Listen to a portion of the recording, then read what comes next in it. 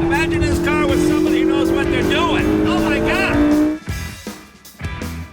Barry Griffin built this one, so if there's a problem, you call Barry up. It's like driving your library somewhere.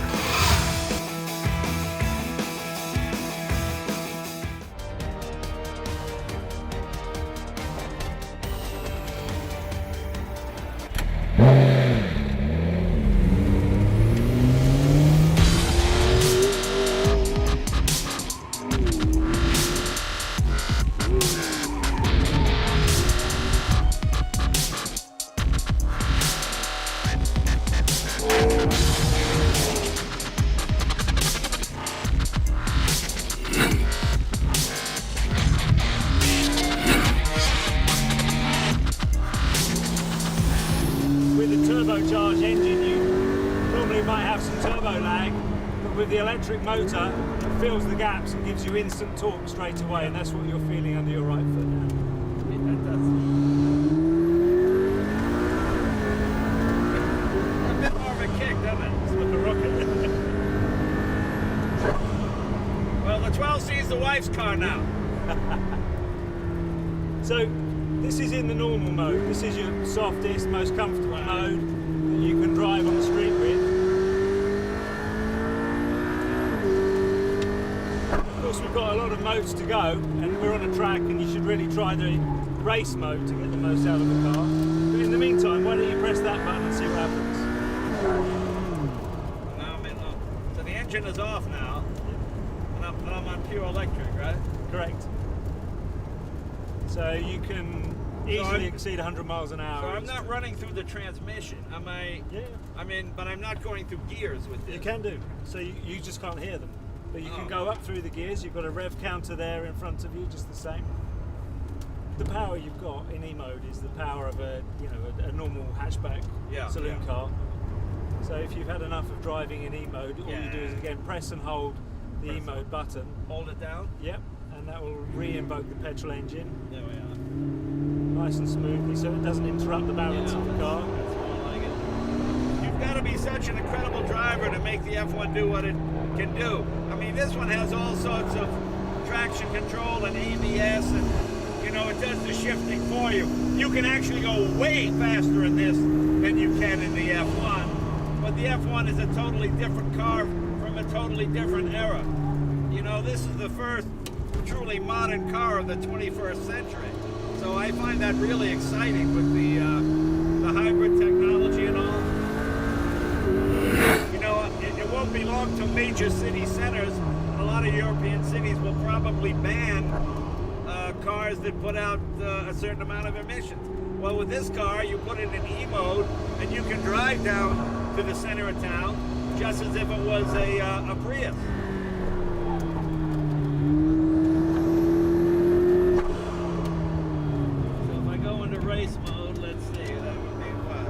So you have to bring the car to a standstill because we're going to quite dramatically change the characteristic of the car right now.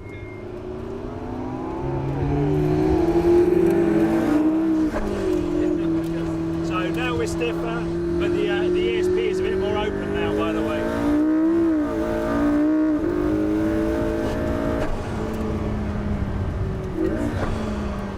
It's a lot. Yeah, it's a lot different, isn't it?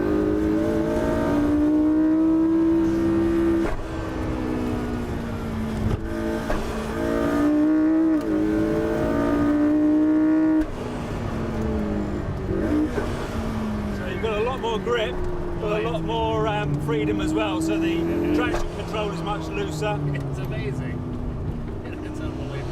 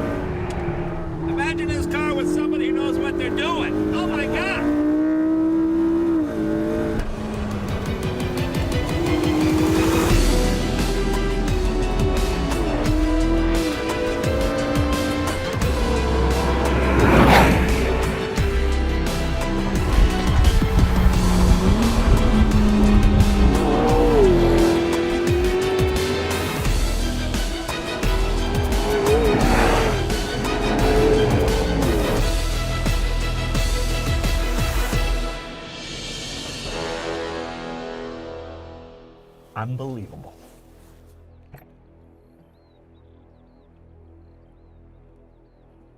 Wow. You know, I got my MP4 12C. I thought it was the best handling car I'd ever driven. Double that. Oh my God. It's the new F1.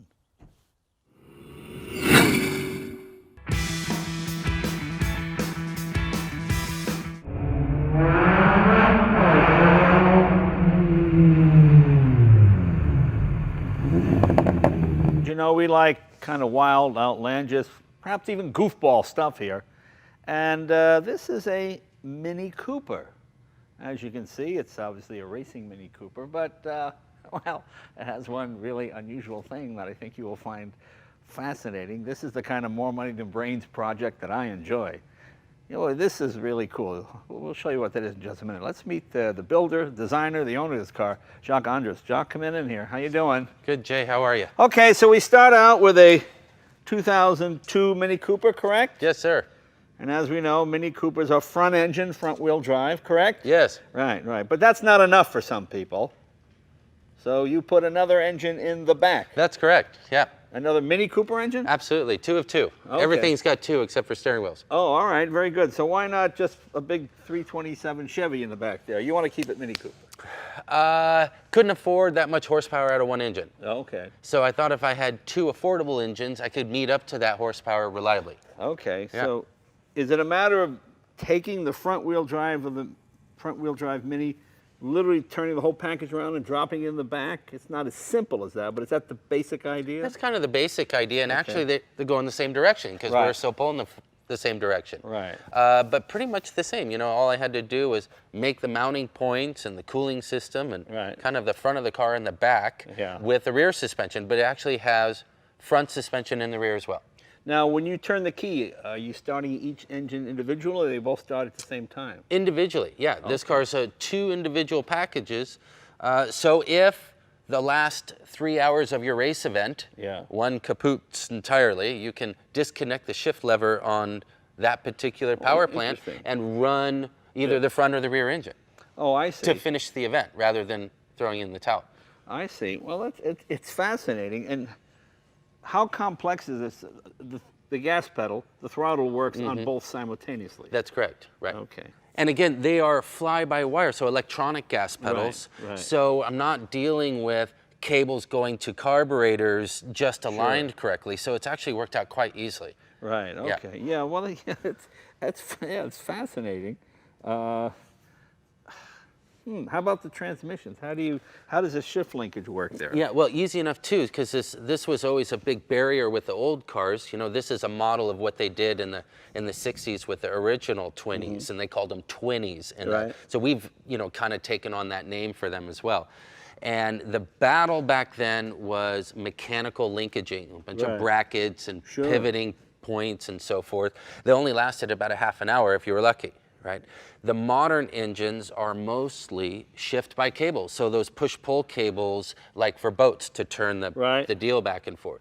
So it's actually very simple. Again, another very easy item to make this a 2-engine, 2-transmission project, which is instead of 2 shift cables underneath your shift lever, push-pulling, I put 4. So I fabricated a little bit of bracketry underneath those shift cables of the original shift cables and made 14-foot cables that go along the front of the car and all the way to the back and kind of aim at the car the same as the front does. So that actually, as you'll feel the gear lever, is actually more supple than some cars with that short shifter stuff in it. Now, it looks like you have 2 tachometers. Is that Absolutely, correct? yeah. So the engines are not together. So do you ever have does one ever run ahead of the other? Is that ever a problem? When one has a misfire, yes. Yeah, Or okay. you melt down the pistons, as I've done. Oh, okay. So then you kind of see the RPMs. But actually, the biggest telltale is the little vacuum gauges because it's supercharged engines. Right. So you really keep your eye on the boost gauges to see how each engine is running in sequence. You don't run in the same class as just single engine Mini Coopers. Oh, yes, do we you? do, yes. So when you pull up, do you say, I mean, do you ever get in and just not tell them you have another engine in the back there? That's right, that's right. Okay, there's your, actually it looks like you got plenty of room for one person anyway. Oh, it's, yeah, very, very roomy in there. There's your 2 tachometers. That's right. And you've got your, I like what you've done there with all of that. That's very nice. Got all your gauges nicely laid out. Yeah. Very cool. It's really terrific, and it's sort of it's done on a budget, right? You're Very not much so. I mean, this is after hours of working on the weekends. You know, buying composite materials from the internet. Filling up your gas welders, that sort of thing. Well, that's what I think people really appreciate about the website is when we find things. You know, anybody can do a money no option project. I mean, That's right. obviously. So it's fun to be able to do it on a budget. And are you married with kids and all that? Married with dogs. Oh, married with dogs. Okay, Similar. even more expensive. I wonder if this could be a street car. I think it's time to fire it up. Okay, clutch in. Yep. Okay. So, well, let's turn on the main power on that on-off switch. To Right the here? Right. Nope. The big round one. Okay. Turn to the right. Okay. Then we're going to turn on the rear engine ignition because that holds a fuel pump. Where are we? This one here. Okay. Okay. Then we're going to turn on the fuel pump, which is this Okay, one. all right. Okay. Then find a bit of neutral. Okay. Then the rear engine first because it starts nicer. This button Yeah. here? Go ahead. Then this normal ignition over here. Right here? No, right Oh. on the key, yep. This one's a little bit more stubborn, but there you go. Pretty cool.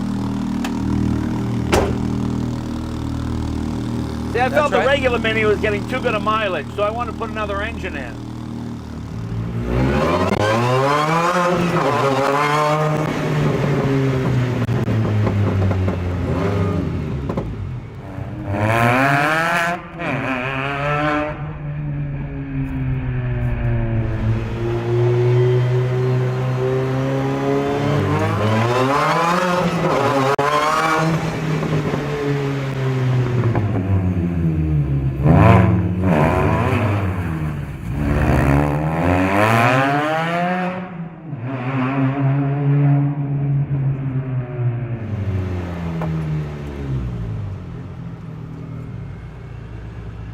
Well, that's pretty cool.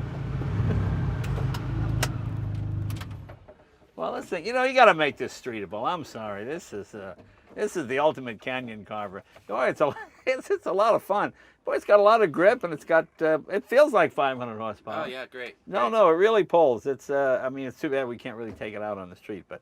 Anytime you want to go on the racetrack with it, let me know. Hey, we will let you know because this is just the kind of more money than brains thinking we like here at the website. So really good. It's fun and it's all done on a budget and it's classic American ingenuity and engineering. So Jacques, thank you very much. Thank you so much, Jay. Check out his website. He got a Mini. He can make it do things for you. See you later. Mike, come on in. This is your car, right? Yes, Jay. Thanks. Thanks for having me come over. And yeah, we're happy to have you. I really miss join the these. club. I remember 1964, what was I, 8th grade, getting my Hot Rod magazine and seeing Carroll Shelby lowering, I don't know if Ken Miles was involved, but they were Miles lowering was, the yeah. engine into one of these Sunbeams. And was it Lord Roots? Is that who it Lord was? Roots was the And he CEO was of quite the- shocked that they put this American engine in his car. And it just seemed like the most brilliant idea. They sort of called it a poor man's Cobra. That's what it was called Definitely, back in the day. And to me, for all intents and purposes, it pretty much was a Cobra. Same engine, same transmission. Same concept. Yeah, same concept. A little shorter wheelbase, but yeah, mine, you drop the clutch and you wind up doing donuts because the wheelbase was too short. But I loved it. I couldn't afford to keep it at the time, and I had to get rid of it. So I've always lusted for another. And yours is about as nice a one as I've seen. Tell us about this car. Well, thanks. I've had this car about 5 years. I don't know the whole history of it, but it's a 66 Mark 1A. There were about 2,500 of those built. You know, I've kind of gone through it. The engine, the original 260, they all had 260s then, was shot. So, but I kind of decided to go with a 289 because that's such an iconic engine.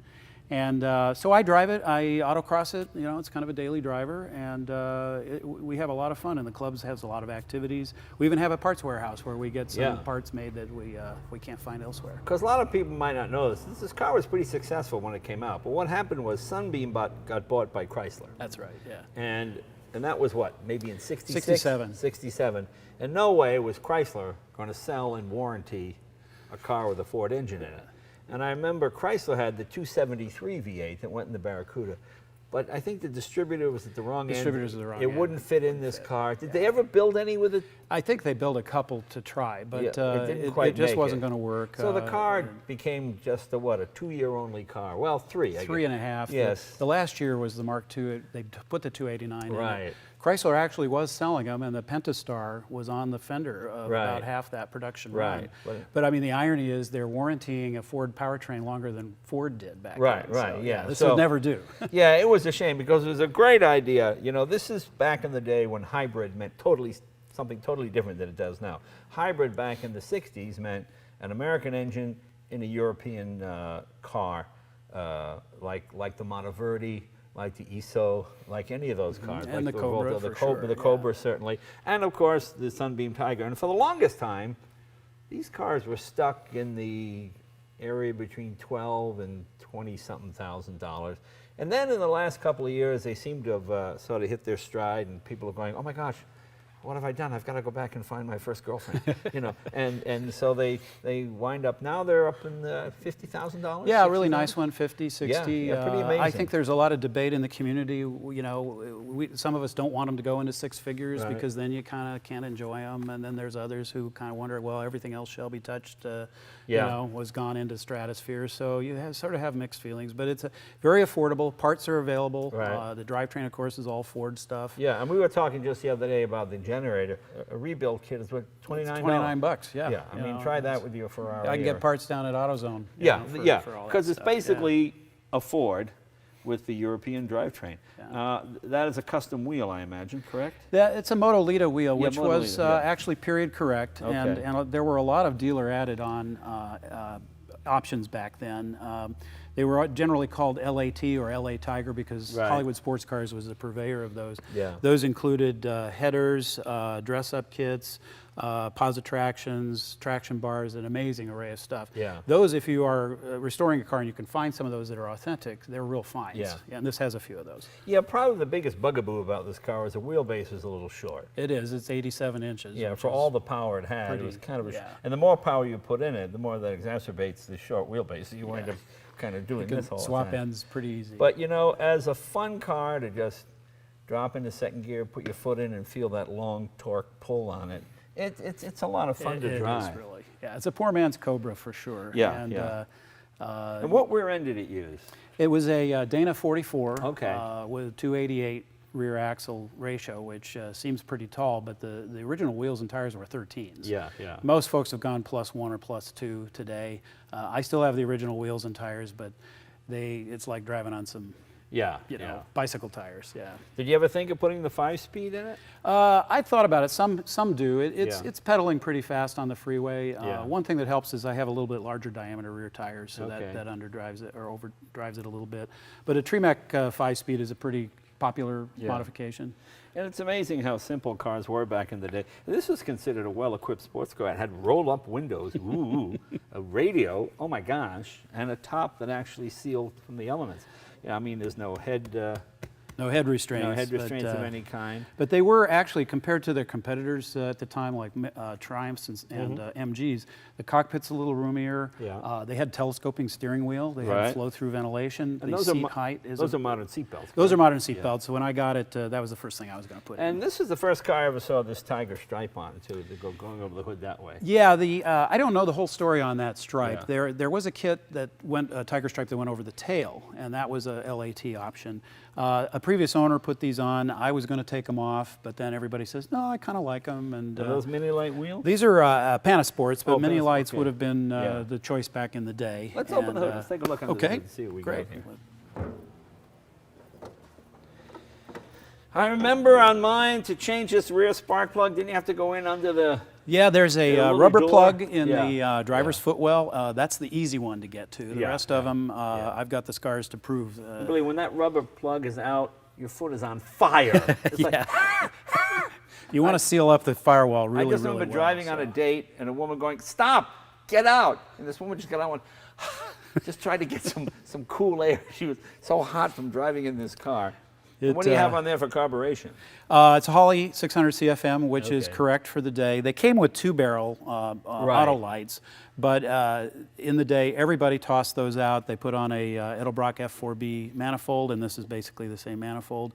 They also threw away the air cleaners, and believe it or not, that air cleaner is extremely hard to find. Yeah, and what are you looking at here, about 300 horse with this one?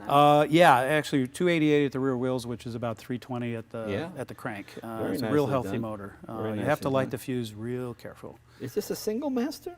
Yes, it is. Okay. Some go to a dual master. Yeah. There's a Mazda piece that I works thought by pretty good. 66 legally you had to have dual master. No, Maybe I think those were 67. 67, and, Yeah. as you know, a lot of cars kind of stop at that 67. Yeah. You know, that's another reason Chrysler pulled the plug. To make Right. it comply with 68 rules, it would be way too expensive. Right, so. right. Well, boy, it is a great looking car. Nice Thanks. size trunk, nice size driving. Can we take it for a ride? Absolutely. Cool. Yeah.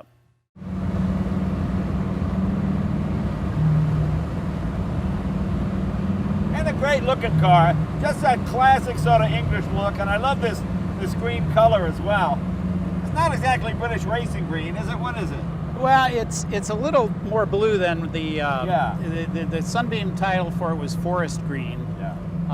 But yeah, this car was repainted red, and then somebody repainted it back to green. I think green is the classic color. Now, for it came yeah. originally discs in the front, drums in the back. Is it still drums in the back? Still drums in the back. Yeah, okay. They don't do much. The shoes will last just about forever. Yeah. But it's got the Girling discs in the front, and then a 3-to-1 Girling power brake booster, which is really important. And what is your weight distribution? Well, I was surprised that we actually did weigh it and get the wheel weights, and this car is 51 front, 49 rear. Well, that's amazing, because I thought originally, weren't they like 57 and... Probably not quite that much, but since Yeah. I have aluminum heads and aluminum Yeah. manifold, that's probably 130 pounds off the front end, but it's more balanced than you might think. I love the proper Smith instruments. I love the white on black dial, very nice. Big analog clock. At 60, you turn at about 2,800 RPM. Classic English motoring with just a touch of American power.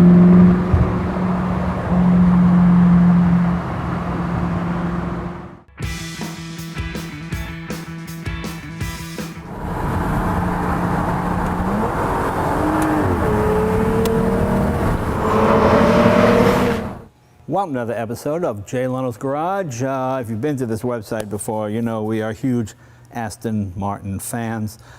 This is the brand new Aston Martin Virage. This fits somewhere between the DB9 and the DBS. I think Aston Martin is the most seductive brand of automobile out there. There is nothing sexier than these. You know, when you get inside and you drive them, there's a certain feeling about Aston Martin. It's very hard to convey. There are other cars in this class with more horsepower.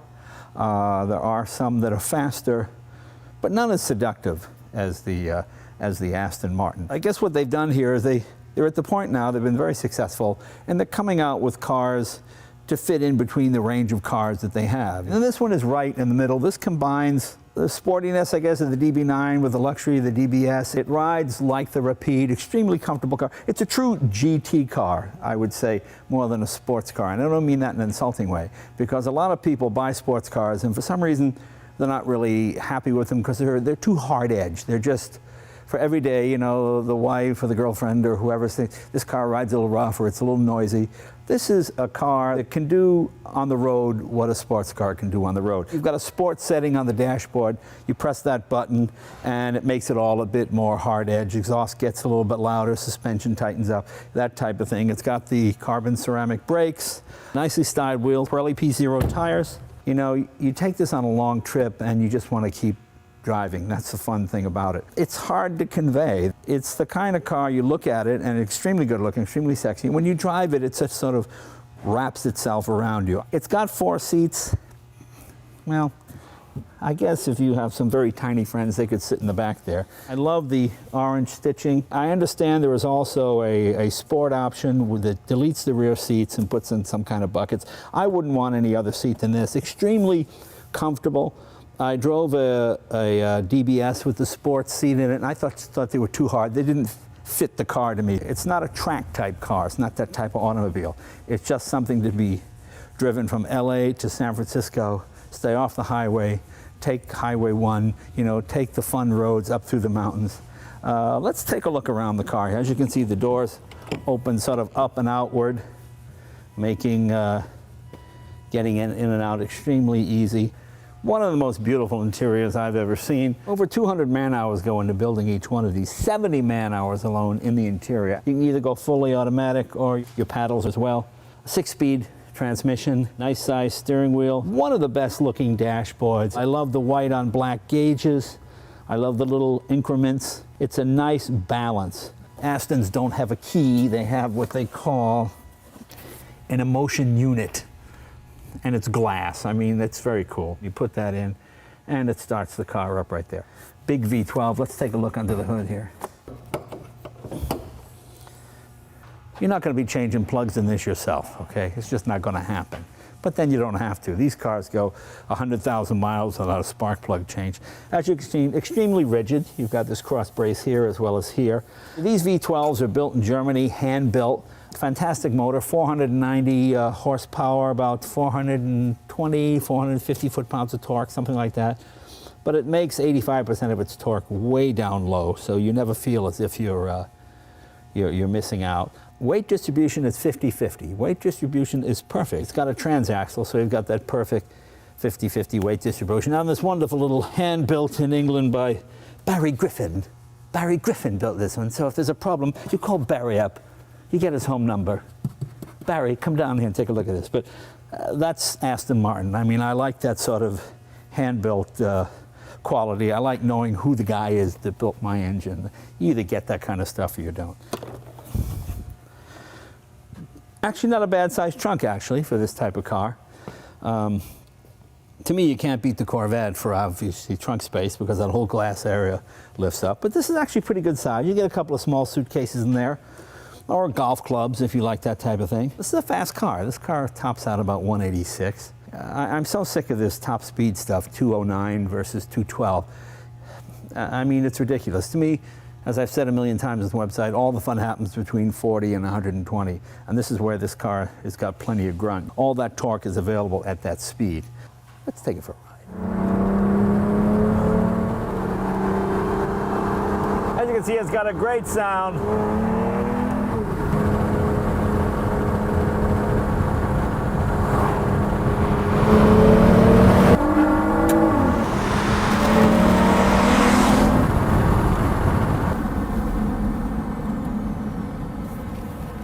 And of course, you got those incredible brakes, but the big question is, will it do a burnout?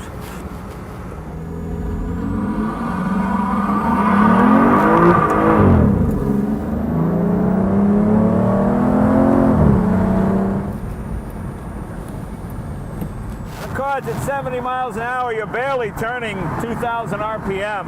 And if you want to make it even quieter, you just press the sport button and turn it off, and you're back into cruising mode again. But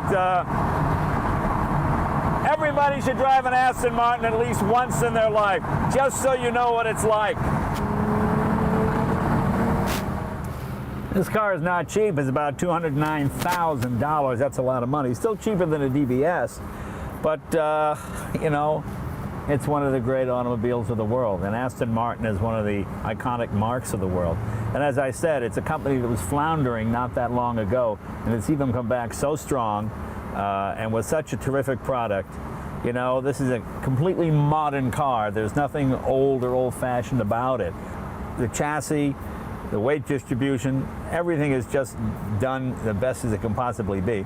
And as I said, at 3,900 pounds, it's not a light car, but it carries its weight very gracefully. And let's face it, in the modern world, 3,900 pounds is not heavy for a car anymore. I think a Bentley is like 5,200 pounds, something like that. It's like 1,000 pounds more. So it's a middleweight. We'll call it a middleweight. I mean, women look over and go, you know, they give you that look. Oh, that's a nice looking car. There are certain cars, Jaguar, you know, the original XK, that's a car that made women look up and go, ooh, what's that? And I don't think there's any better looking modern car than the Aston Martin. Even friends of mine who couldn't care less about cars that drive some sort of Prius thing will look at this and go, oh my God, what is that? Oh my God, can I sit in it? I'm just happy that Aston Martin is doing well.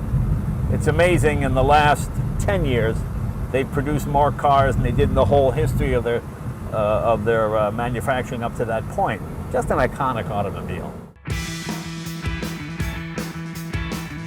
Bentley was born in 1888 and he died in 1971, so he lived a full life.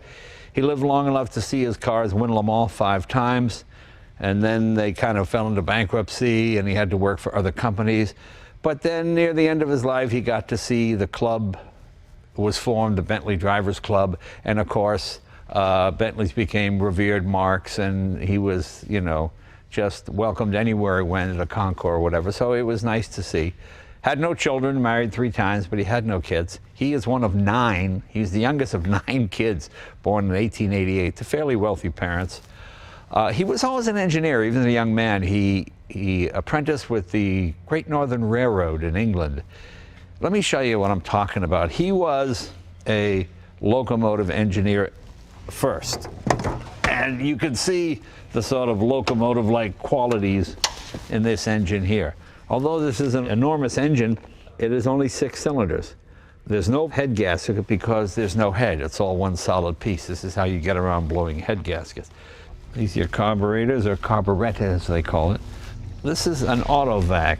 It's basically a fuel pump. What it does is, if you were not running this car for a long time, you would open this up here, you'd fill this with gasoline, and as the car ran, fresh gas would be pumped into this, and then it would drain. I open this here, and then it gravity feeds down into the motor. Interesting thing. Nice to keep it all original. You have a battery and coil and a magneto, because you have spark plugs, as I said before, on each side. This is your water pump right here. Notice the honeycomb type radiator. This is the greaser. I just tighten that to shoot a shot of grease into the water pump. Aluminum fan. Everything here as it was in 1931. It's hard to improve on perfection. And you have your engine light here. This lights up the engine compartment. Like I've often said with these kind of engines, they're difficult to work on because you have to go through the bottom to get to anything. To get to the valves, you've got to pull the engine, go through the bottom. As I've said before, it's a bit like going to the proctologist for dental work. You know, it's a little tricky. The actual engine ends here. You can see Bentley's locomotive background in the designer's engine, because the overhead cam is not driven by a chain or even gears, but by conrods. Imagine the wheels of a locomotive, you know how they go like this? Well, that's what you have here. At the end of the crankshaft, you have sort of, quote, for lack of a better word, another crankshaft that turns the camshaft, and you adjust it by putting washers in between it, and the squish of the oil kind of tells you how much you have, how to adjust it, and that's sort of how you adjust the valves on this thing. It's a fascinating piece of engineering. These were bulletproof engines at the time. It's cast iron. The crankcase is made of electron, which is a kind of a magnesium aluminum alloy. Bentley pioneered aluminum pistons in aircraft. In World War I, he designed aircraft engines, and he was sort of the father of the aluminum pistons for lightweight and better compression and all that type of thing. And just a fascinating guy, quiet guy, kept to himself. Couldn't be more British, you know, not a real show-off kind of guy. He built his first car in 1919. In fact, the man who bought his very first car, I had his son on The Tonight Show. His name was Llewellyn. I can't remember his first name. He played Q in the Bond movies. Remember the James Bond where he says to Sean Connery, "I never joke Bond, I'm always serious." And that's what it was. So it was totally restored. The wheelbase is 156 inches. The biggest Duesenberg was 153.5 inches. And the biggest car in the world, the Bugatti Royale, was 169.3 inches. So that's the only one with a wheelbase bigger than this thing. And at the time this car was built, it was the biggest automotive engine ever produced in England, and also one of the fastest cars. I mean, the idea behind this car was you would take this across the channel and drive across Europe at 75, 80 miles an hour. And you can do it easy. I mean, I take this on the 405 freeway, and it's a wonderful car, more than keeps up in traffic. 75, 80, rock steady. It's amazing. It has mechanical brakes, but it has a servo vacuum mechanical brake, so you can't tell that they're not hydraulic brakes. They work amazingly well. This car is pretty much all original, and I mean, obviously been restored and repainted, but the original radiator, original matching engine, transmission, whatever. A special 4-speed transmission was developed especially for these cars. You know, it's funny, this and the Duesenberg are two of my favorites because they were the most advanced cars of the period and the only ones you could really drive the way you drive a modern car today. I mean, the Duesenberg, you go up and go 75, you accelerate onto the freeway, you're not holding people up. The Duesenberg had twin cams, 4-valve per cylinder. This is single cam, 4-valve per cylinder. But this has a 4-speed transmission. The Duesenberg had a 3-speed transmission. It just showed you different ways that people thought.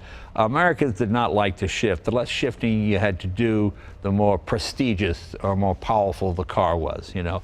This was noted because even in 4th gear, you could slow down to 10 miles an hour, press the accelerator and still pull away cleanly without, you know, bucking and that type of thing, just because of the tremendous torque of this motor. As I say, the setup is completely stock. We haven't modified it in any way. What size are these wheels? I'm not even sure. I got to check and see. They're pretty big. Let's show you the. Well, let's start at the back of the car. This is kind of the cool part here. As you see, it's a very easy car to get into. And oh my God, it is so comfortable. There's so much room in this thing. But see, you've got a little table here, and you've got storage compartments down there. Just to ride back here, it's like driving your library somewhere. You know, it's just the beautiful wood. I mean, it's just classic English design. All the elements are here. You know, the finest leathers, most beautiful wood. You've got lights everywhere. I got these little ashtrays here because everybody smoked back then. Yeah. You know, sometimes I just come here in the garage, there's nobody around, just take a little nap, just crash out here. It's, you know, you've got down-filled leather cushions here. I mean, it's amazing how comfortable this car is to ride in and to drive.